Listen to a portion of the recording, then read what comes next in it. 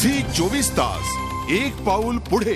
नाशिक जिल्ह्यात सध्या पावसानं जोर धरलाय। धरण क्षेत्रात चांगला पाऊस होत असल्यानं दारणा धरण ओसंडून वाहत आहे। मात्र अजूनही गंगापूर आणि काश्यपी धरण भरलेलं नाही। गोदावरी नदीवरच्या नांदूरमध्यमेश्वर धरणावरती पाण्याचा एकूण आढावा घेतला आमचे प्रतिनिधी योगेश खरेंनी। गोदावरीचं पाणी मिळत नसल्याची तक्रार सध्या मराठवाड्यातून होते। मराठवाड्यामध्ये आंदोलन होत आहेत।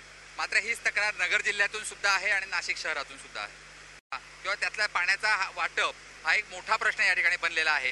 आपण आहोत नांदूरमध्यमेश्वर धरणावर। आपण बघू शकतोय की नांदूरमध्यमेश्वर धरणातून मोठ्या प्रमाणात जे पाणी आहे ते पाणी मराठवाड्याला सोडलं जात आहे, नगरला सोडलं जात आहे आणि हे पाणी आता पुढे जायकवाडी धरणामध्ये जाणार आहे। नगर जिल्ह्यातला कोपरगाव त्याचबरोबर बाकीचा जो भाग आहे हा सगळा भाग या ठिकाणी सुपीक होण्याचं काम या गोदावरीतून होणार आहे। आपल्या सोबत आहेत काथेपुरी जे या धरणाचे इंचार्ज आहेत। किती पाणी हे आतापर्यंत मराठवाडा आणि नगर भागाला सोडण्यात आलं? सर, आतापर्यंत आपण ह्या औरंगाबाद जिल्ह्यासाठी नांदूर मधमेश्वर बंधाऱ्यातून जवळजवळ 75,000 क्युसेक्स पाणी सोडण्यात आलेलं आहे आणि आपण इथं नांदूर मधमेश्वर बंधाऱ्यावर उभा आहोत। आज मितीला ह्या बंधाऱ्यातून जवळजवळ 10,000 क्युसेक्स पाणी गोदावरी नदीतून आपण जायकवाडी धरणात आपण सोडत आहोत। ह्या खरीप आवर्तनामध्ये हा पाऊसच कमी आहे। आज मिती जवळजवळ 50% पाऊस एवढा झालेला आहे आणि पाऊस कमी असल्यामुळे आपले नाशिक जिल्ह्यातील धरणं अजून भरलेली नाहीत। दारणा वगळता बाकीची धरणं भरायची आहेत। आपल्या गंगापूर डॅम आत्ताशी आपण 80%, आज रोजी 80% झालेला आहे।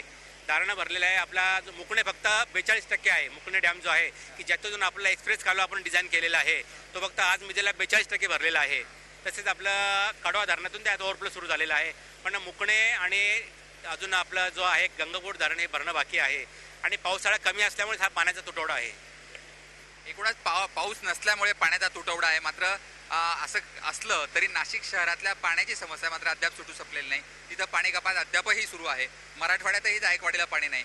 त्यामुळेच आता हे वाटप जे आहे त्याचं नियोजन करण्याची गरज आहे आणि त्याचबरोबर नाशिक शहराचा पाणी पुरवठा भविष्यकालीन सुरळीत होईल अशा पद्धतीनं आता धरणाचं पाणी जे आहे त्याचं नियोजन करण्याची गरज आहे। व्हिडिओ जर्नलिस्ट सोनू भिडेसह योगेश खरे, झी 24 तास नाशिक। झी 24 तास एक पाऊल पुढे।